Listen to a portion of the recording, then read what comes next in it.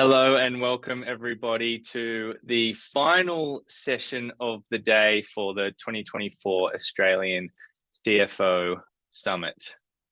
My name is Cale. I'm the Sales Director at Wheel and I'm your MC for the session today. For those of you that haven't joined a session with me, bit of a background, I used to be in public practice accountant and through a love of technology made the jump.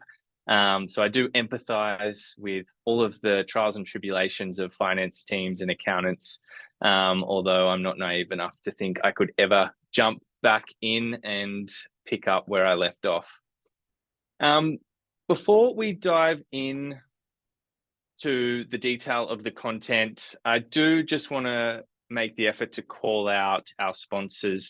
Obviously, Wheel is the team behind the event today. However, we need to give a massive thank you to the sponsors, CFO Magazine, Visa, Fathom, Mayday, Translucent, and Trace.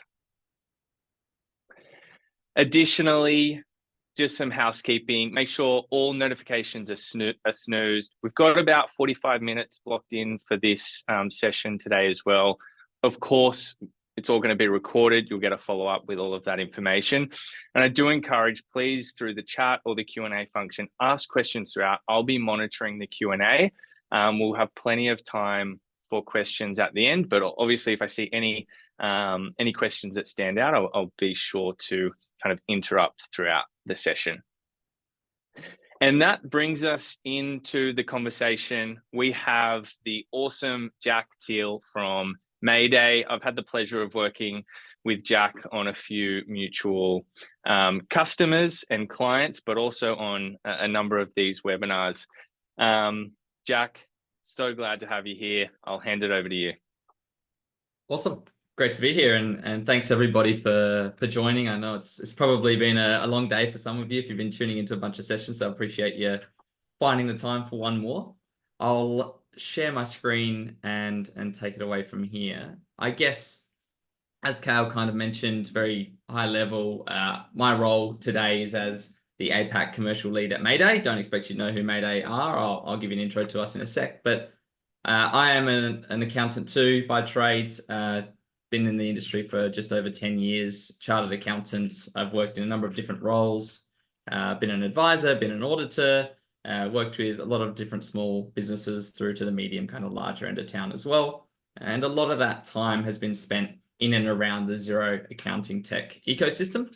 So over the past few years, I have made the transition across to the software side, where now I'm working with finance teams and accountants to, I guess, help with respect to their own tech stack.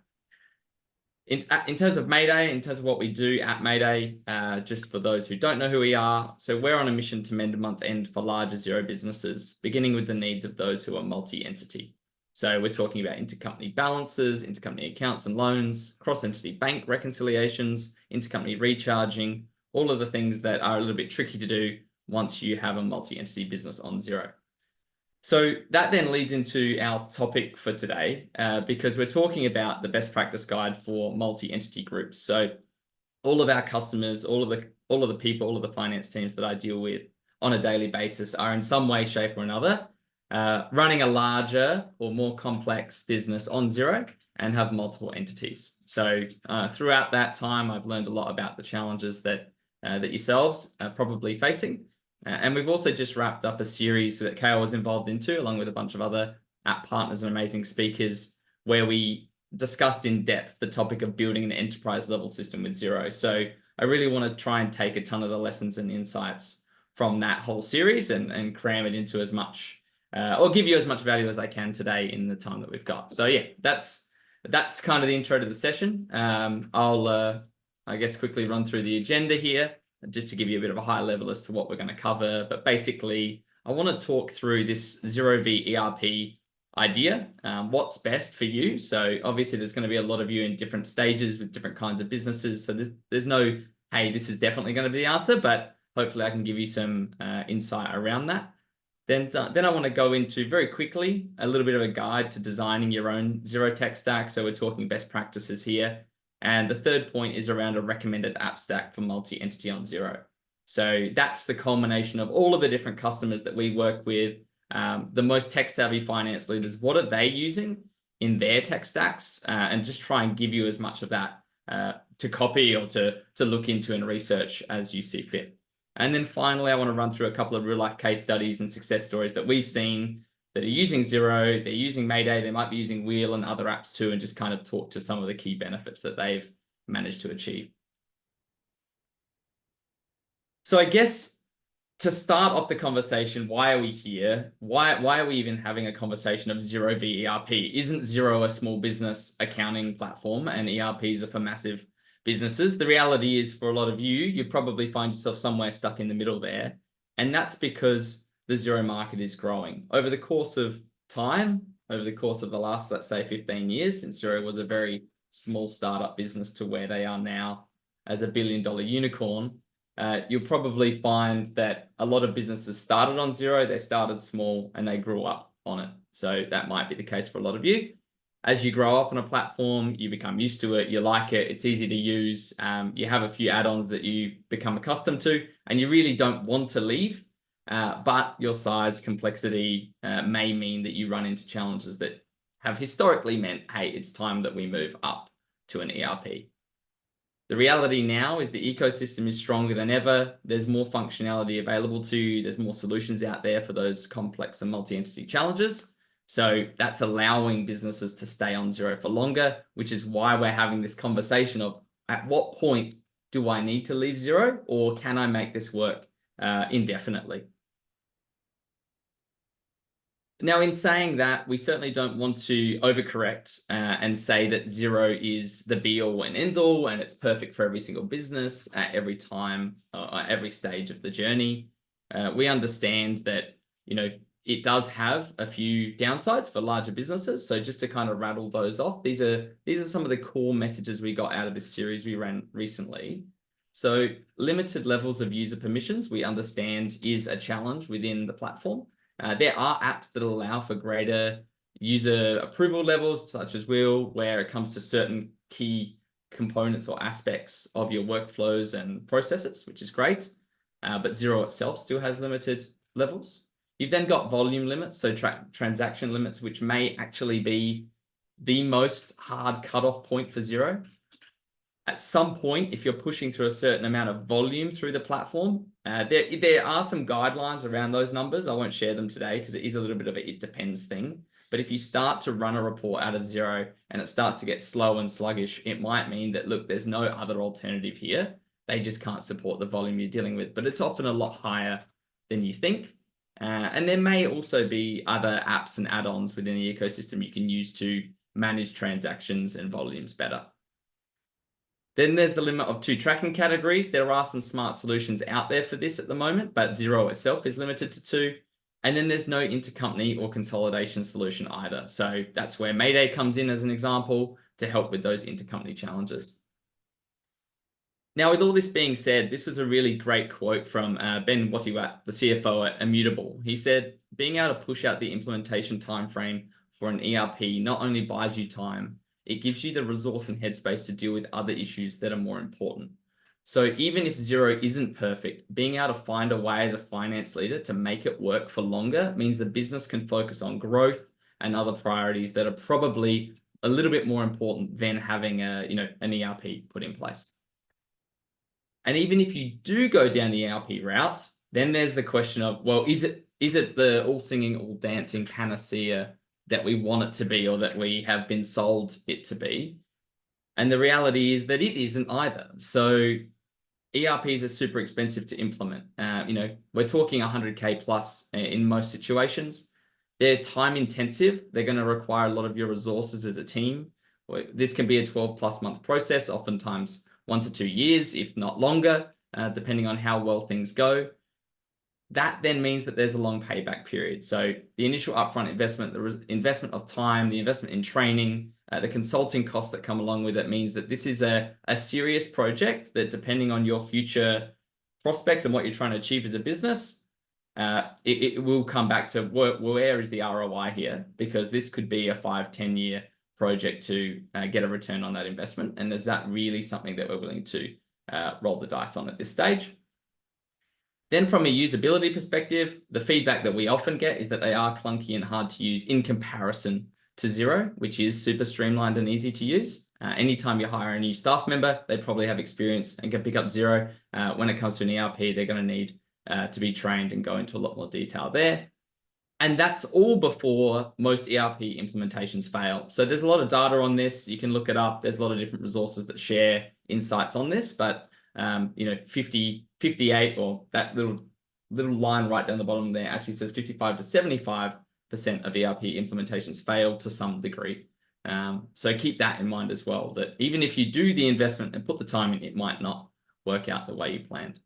A little quote here from Ryan Barnes, who's a fractional CFO and partner at Tweo. He presented with us on our series recently too, said, you should really try and extend the life of existing systems and software. And if you think that you need an ERP, you should make sure that you have fully asked yourself and looked at the App Store before going that route. Implementing an ERP is a process not to be underestimated, as well as the cost. If you can redirect that into growth, then you should absolutely do it. So that's really the core message that we're getting from a lot of finance leaders, the ones who have been through this process, who have seen it before, who have investigated ERPs, implemented ERPs. They're saying this is not a project to be taken lightly. So the longer you can make Xero work for you, the better. The final piece, just kind of on this general area is, well, then if Xero is not perfect and ERPs aren't perfect, what is the answer? And I guess this is, core to this idea of the Xero tech stack and how you can build the perfect tech stack for you as well. The answer is Xero plus its ecosystem. You have something that's affordable as a base. You have the flexibility to add on the apps and components that you need when you need them. It's not a matter of going to NetSuite and saying, hey guys, we need bank feeds added to our accounting software, and then see you later, $10,000 in a couple of months of your time. It's just bolted on, try it out for free. And this can be done in a number of days, if not hours, a lot of the time. So you've got a lot more flexibility and faster results. It's easier to use as a general platform based on the feedback that we're getting and we've seen. It means you've got ongoing access to innovation. So let's say 5-6 years ago, I don't even know when we started, but when it was DiviPay, back when it was an early stage startup, if you were locked into an ERP, you might not have been able to access an awesome tool like that. Same with Mayday. Whereas by being on Xero, having access to the add-ons and the ecosystem, you've got continued access to innovation, and you'll always be able to add on the apps that you need. And if an app gets a little bit slow or they stop investing in it and you no longer want to use it, you can just switch it off. You've got that flexibility. This is a quote from Tyler Caskey, who spoke earlier today, actually, so I'm not sure if anyone was on his session, but he said, Xero's easier. I've done a ton of consolidations in NetSuite. It's just not that simple. And he moved a large entity restaurant group from an ERP to Xero recently, and they got 30% faster. And I think that's what's changing in the market. That's what we're seeing, is not only are we having more businesses discuss, should we go to an ERP? How much further can we go on Xero instead? But also some who are saying, hey, maybe we made a mistake. We went to ERP a little bit too soon. It's not necessary for our needs. We didn't realize that we could achieve the outcomes we wanted to achieve with Xero and the ecosystem. To wrap this little part of the conversation up, I think this is a really nice visual cue of what's happening in the market. So the yellow circle here on this chart represents the tech that supports the mid-market finance teams. And you'll notice that over time, this is kind of where it used to be, and this is where it is now. So Xero has completely chewed that market up, if not also chewed into the micro businesses as well. While the enterprise solutions are looking up market and saying, we need to be going further up because we've got players, we've got Xero, we've got the ecosystem that comes with that chewing into our space. So the real corporate level Oracles, SAPs of the world are moving up again. The enterprise, Microsoft Dynamics, NetSuite type solutions are moving into the high market, whilst Xero is basically absorbing that mid-market accounting software space.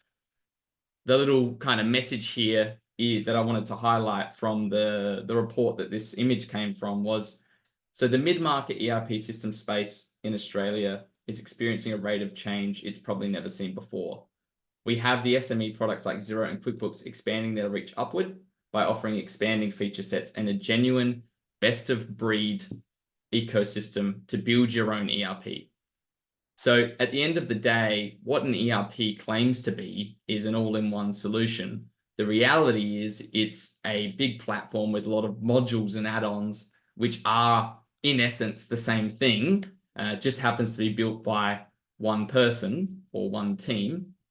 So then you get into the discussion around, well, what is best of breed and why is that better than all-in-one? So I'll try not to talk too long to this, but please, if you've got any questions as we're going through this, I hope this is interesting to people. But yeah, chuck the questions in because I'd love to answer any as we get to the end of it. But the challenge here, this is a never-ending story, by the way. Every year, every 5 years, every 10 years, there's this little bit of a cycle which goes from people want to leave their all-in-one solution because they stopped innovating and they stopped being, front of the market, and they started charging a lot more because they knew you were stuck in their ecosystem. Then people break out of that. They move into a new startup with an ecosystem of add-ons where they've got pure flexibility. But then people start to have too many add-ons, and then they wish it was all just in one platform again, and then it goes back to all-in-one. But I think at the core of this is there is a difference between these two, and a fundamental one that you can really choose what you want here and buy into whichever approach you like the most. But from my perspective and all of the experience I've had, the reason why I think Xero has done such a fantastic job over the last 15 years is because it has never wanted to be all-in-one. It's known where its swim lane starts and ends, and it knows where the ecosystem can support it. And they've really stuck to that. So from an all-in-one perspective, you've got the challenges here that it's impossible for one vendor to deliver quality across an entire platform. If you try and do everything, you'll never do it all as well as someone who's really focused. If an ERP said, we're going to build spend management, they have to recreate the level of depth and insight and team knowledge and focus that a whole team like Wheel is putting in every single day to that product, which just the reality is it can't be done. It's not going to happen. You're not going to get that same love, care, and attention. So you'll get a solution. It just won't be as good of a solution. Then you lose your flexibility and control over your tech stack. You're playing in somebody else's space. They are in charge of what modules and add-ons they can add to your system. You're not in charge. You can't just bolt on another app. You can't just turn something on and off. Consultants are involved. You're spending tens of thousands of dollars every time you want to make a change. And so that's just a little bit being at their mercy, which you might not want. You've then got that making changes and adding new features is slow and expensive. I think that speaks to that earlier point about flexibility and making it really difficult to customize this to your needs. And you miss out on ongoing innovation and new products. So whenever a startup comes to town, they are bringing something new. They are a small business. They are running lean. They are hopefully being quite creative and innovative. And that is a unique trait of a startup in comparison to a larger business like these ERP businesses are, inevitably. So it means that as your finance function, you just won't have access to those tools when or if you want to. On the other hand, you've got best of breed. So each app in your best of breed tech stack. This is not suggesting you want to have 1,000 apps connected to Xero and use them all and get caught up in 6 million different software subscriptions. That is not at all what we're suggesting here. But a best of breed solution can be Xero plus 4 to 6 key add-ons. I think that's generally the space we see most businesses play in. You might have a need for a couple of more. You might not need as many, but you certainly don't need an overwhelming number of different apps. Otherwise, I can absolutely understand the pain that you'd be dealing with having to train and keep up to date with all of those different products. So best of breed here is certainly not saying everything. It's just saying know the key elements of your business, what you're trying to achieve, and focus on bringing those in. Each of those apps is then going to be developed by market-leading teams who have domain expertise. They love what they do. They're trying to make that area of their product better every single day. You're then in control too. So if any app or add-on doesn't do what you need, they change their pricing, that's unfavorable to you, they stop innovating, maybe they take away a feature for some reason, or they focus on a different portion of the market and leave you behind, you can just turn them off and move on to something else. You're in control. You've also then got most of these tools are designed to be used quickly and easily, so you can add them onto your tech stack, have a trial of them for 30 days, not pay anything. You're not investing thousands of dollars in consulting charges to do this. And then, of course, you can benefit from all the latest innovations. So Xero as an ecosystem is probably the first place a finance-related tech application or startup is going to go. They will then build out. They'll be on there for a few years before they explore other integrations. So Xero is a great place to be if you want to be at the front of the market as well. Cool. I'm not sure, Kyle, if there's any questions at this point that are worth jumping into, or you want to hold to the end? I was considering, but I think you're fine. Let's keep going through, and then I've got a range of questions that we'll cover off all at the end. Okay, cool. No worries. All right. So I guess now I hope that was helpful, and I hope that was valuable in terms of just breaking down where we're at in the market. Why now is this such a compelling and I suppose important conversation to be having? I know there's more businesses in this larger Xero end of town than ever before, but maybe you didn't realize why, or you didn't realize what the impact of that is and how that that I suppose has changed things for the ecosystem and where Xero and the ERP kind of compare. Now we're talking, let's say you've committed to Xero, you've committed to the ecosystem, but what next, Jack? Like, how do I go about doing this? And that's where we want to actually leave you with kind of a best practice guide. So I appreciate that to some degree, this might be high level, and there are absolutely fantastic people out there that will help you with this if you need help with it. So when I say that, I'm saying people like your Tyler Caskies of the bean counters. If you're saying, I want to change my tech stack completely, I don't know where to start, I need some support in this, there are experts out there that you can reach out to, and they'll take you through this framework and take you through these processes. But basically, you want to start with identifying your key pain points and problems in your finance operation. So not every problem, not every pain point is made equal. What are the things that are causing you the most struggle? What are the most manual processes? Where are people the most bored, doing the most monotonous tasks that really are disengaging them from their jobs? Where are the areas with the most risk? Where are the areas where you just can't delegate something because you can't trust that it's going to be done accurately? These are the things that might keep you up at night, or might really be holding back your finance function and making month-end close take 25 days.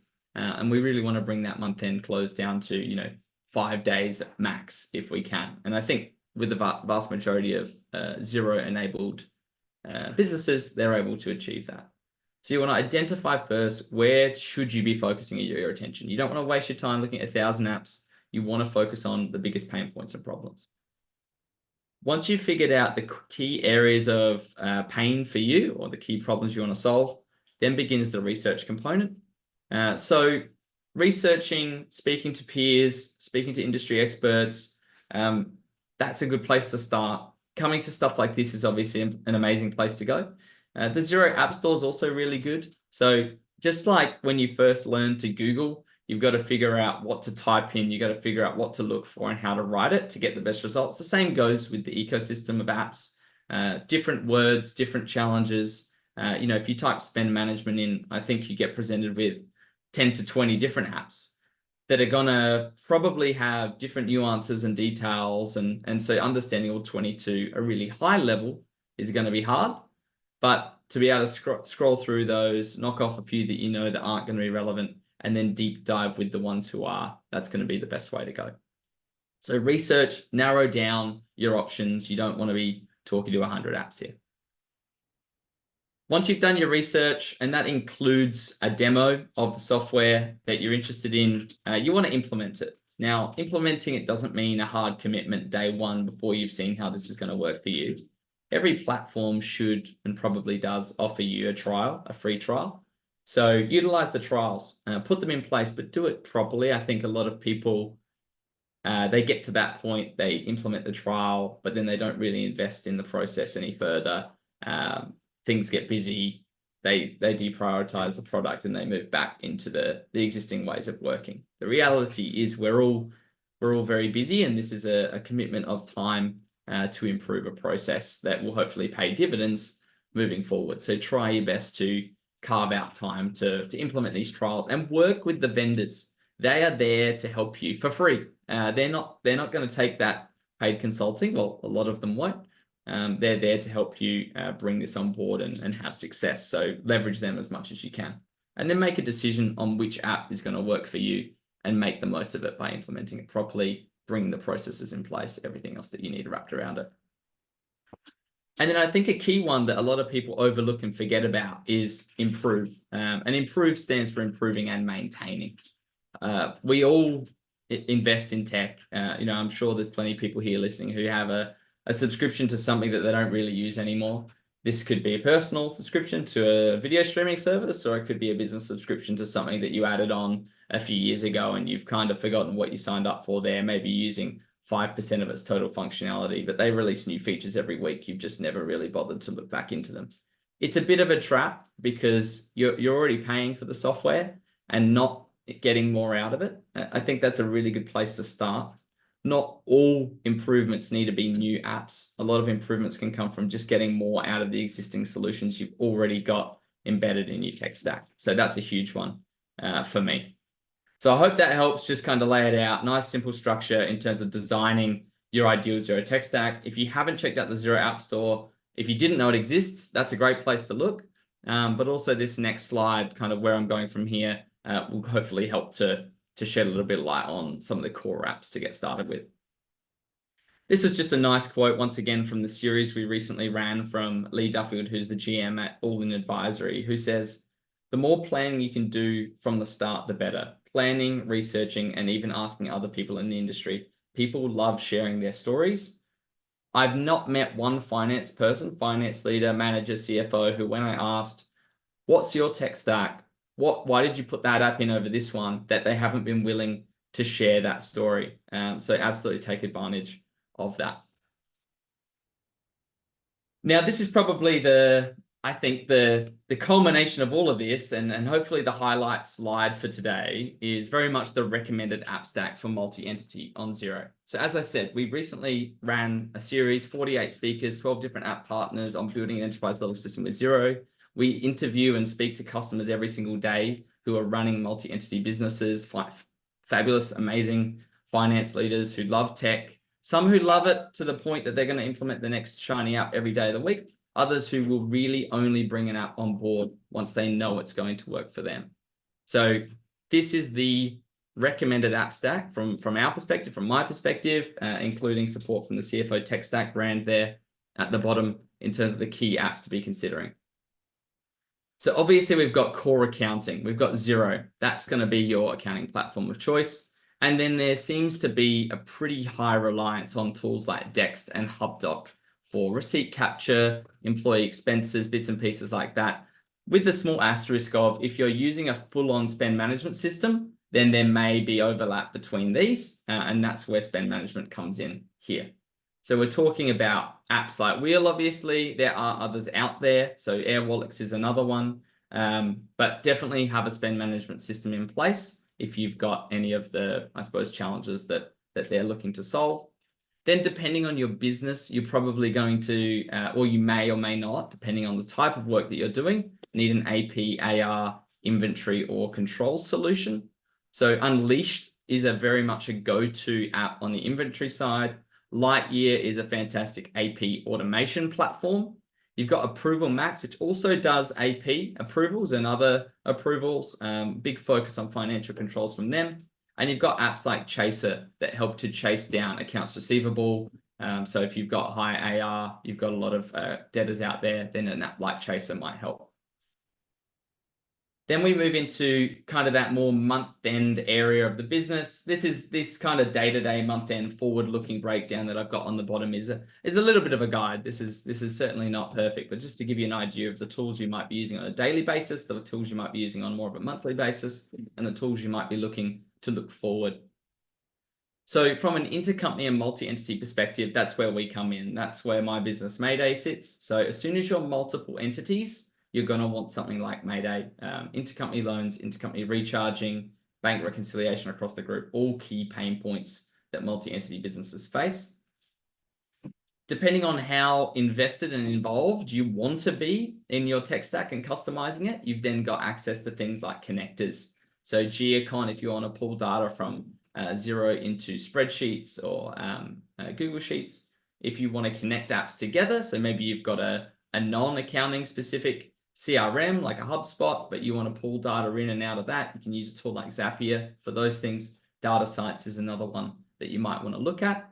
And then, of course, HR and payroll. Employment Hero seems to be the big winner here. So as soon as you've got enough employees or some more complex HR requirements that you can't really achieve all fully through Xero's payroll, then I highly recommend Employment Hero, another great Australian success story. And then we move on to consolidation, dashboards, reporting, and forecasting. I know I bundle these all in together, and a lot of these, there is a lot of nuance to what a report is, when's consolidation needed, dashboarding, forecasting. They are different, I get that.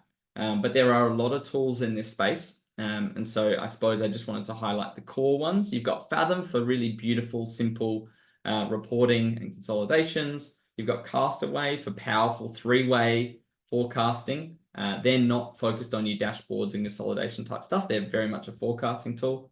Join is a great, easy to use consolidation product.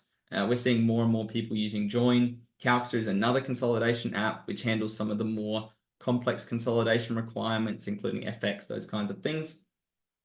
XP&A is a new kid on the block with respect to Excel. So if you like to keep your numbers in spreadsheets, they provide an overlay or something that improves on that experience. You've got Dashboard Insights is another one, and Power BI, obviously, is something that a lot of businesses are using. So feel free to screenshot that, copy that. You don't want to be implementing every one of these apps. Do not get me wrong. There's no reason why you should have 6 different reporting tools and 4 different, AP automation tools, but this should hopefully give you a really good place to start, because among the 1,000, 1,500, 2,000 apps on Xero, sometimes it can be a little bit paralyzing to even know where to begin. So this is what we see among our customers, among our leading finance people who have larger Xero businesses. Okay. Now, that is pretty much the end for me, apart from a few key case studies I just wanted to run through.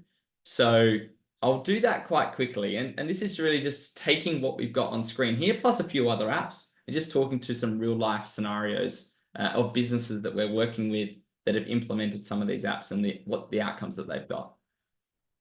So the first one is a 37 entity accommodation group with 105 different intercompany loans. So they have a lot of different intercompany challenges. And before they used Mayday, they were really struggling to deal with this at the end of the month. This is probably a 1 to 2 day process, just double checking their loan balances and getting them in balance. So Mayday came in, obviously among 37 entities. You've got staff working across different places. Kale, you can probably speak better to, and I'm sure there's been plenty of talk around what Wheel can do for a business like that, but just the ability to have cards set up. And even if the option there for them might have been, hey, we just want the cards to be centralized in one entity, then leveraging the powerful combo of Wheel and Mayday, you can recharge those costs out to the various subsidiaries or other entities as well. And they went with Employment Hero and ProSpend for other components of their business. So another app to check out there is ProSpend if you're interested. We then have a 6-entity gym group with 38 fitness clubs. So 6 entities, but 38 actual clubs, lots of tracking categories, lots of different venues that they're trying to report on. So they've gone with Wheel, they've gone with Mayday, they've gone with Approval Max and Asset Guru. Asset Guru is one that wasn't on that recommended stack before, but another one to look into if you if Unleashed doesn't meet your needs from an inventory standpoint. So once again, they removed their manual loan recs and recharge calcs with Mayday. They implemented PO and invoice approvals with Approval Max, and they made their employee spending process seamless with Wheel. So that's what they rolled out. We've also onboarded a 61 entity pharmacy group that's all through Xero. So the reason why they are leveraging something like Mayday is that they wanted to centralize their purchasing to achieve bulk discounting. And so then they were able to use a tool like Mayday to automate the recharging between the different entities in that group. They were then quite big fans of HubDoc, which is just, they said it has room for improvement in terms of UX and bits and pieces like that, but it is free, is embedded in the Xero system. So that was easy for them. They found that Power BI was quite a good option with respect to reviewing P&Ls and balance sheets. And they've gone with Worker and easy employer for their payroll and employee onboarding. And then the final one, which I think speaks to the scale at which we're seeing businesses use Xero. An 80 plus entity investment management group. I think there might be over 100 now, all on Xero. So this is a bit of a unique situation, I guess. Investment businesses and property businesses do sometimes have a huge volume, but that doesn't mean it's any easier for them to manage their intercompany loans across that number of entities. So once again, Mayday was the solution for automated recharges and intercompany loans. They went with HubDoc for info extraction from bills and receipts. They have Approval Max for AP approvals, and Calxa was their choice for customizing account trees and managing different reporting requirements. So hopefully those four, there's some relevance to each of you who are listening. I tried to pick a smaller group, the 6 entity gyms, all the way through to the 80 entity investment business. And yeah, I appreciate I've just spoken for 35 minutes. So Kale, please interrupt me and let me know what questions are out there. Awesome, Jack, that was amazing. That was such a well-detailed run through. Look, we've got kind of 7 minutes, so I'm going to whiz through a bunch of questions that we have. Some general, some really specific. So let's start with the general ones. Jack, you spoke about, there's no perfect science and when a business outgrows Xero in the ecosystem. But we have a question here is there any correlation between different industries and potentially tapping out of the Xero ecosystem sooner, others being able to prolong Xero and the app ecosystem? Any insights there? There absolutely are. I probably can't speak to detail on what those specific industries are. I know there's some really complicated situations and scenarios where you've got manufacturing businesses that may have a need for ERP. We had some really good conversations in that series we ran, and happy to link people to that, because throughout a couple of the sessions we interviewed and asked the panelists who have been through this exact situation. And there's scenarios with an ERP where you might be bringing in a lot of non-financial data into one place as well. So it's almost like where your broader business and finance functions need to be, for whatever reason, connected under one banner, that might be easier achieved through an ERP. Xero is going to be Xero and ecosystem should solve all of your finance accounting challenges. But as soon as we need, some other data connected to it in the same place, then for those kinds of businesses, and sorry, I'm not being very detailed here, but I don't want to speak to the wrong industries in particular. There are a couple, but definitely not from just because you're multi-entity overseas and you've got foreign currency, or just because you've got complex inventory. That some of those complex scenarios can be solved on Xero. So yeah, definitely check out the stories. Absolutely. And you had the slide on the 4 stages of designing your Xero tech stack. We had a question: which stage do you see most people falling over on or struggling to get through? This one here. Yeah. So I think everyone's pretty good at identifying the problems that they've got or feeling the pain on a daily basis. It probably falls down. I think people definitely fall down and improve in that they have and it speaks to someone else in here said, how do you stay affordable? I think improving your existing use of tools is a great one. If you don't have any add-ons, then you do need to go through the research and implementation process, but improving is underrated. I don't think people spend nearly enough time with what they've got as existing tools. I appreciate in all the startups I've worked in, we've done a really good job to get people to use our software. But then once they're on it and they're using it and they're paying for it, we release a ton of new features. We make life easier for them, but their workflow doesn't seem to change. The way they use the product doesn't change after those first couple of months. And I think that's a really big opportunity for businesses to get more for their money. Because sometimes they'll go off and buy another app that does something without realizing that the existing tool that they have can now do that. It didn't when they signed up to it, but apps move quickly, and it's worth keeping an eye on. So I think improve's probably one where people fall down.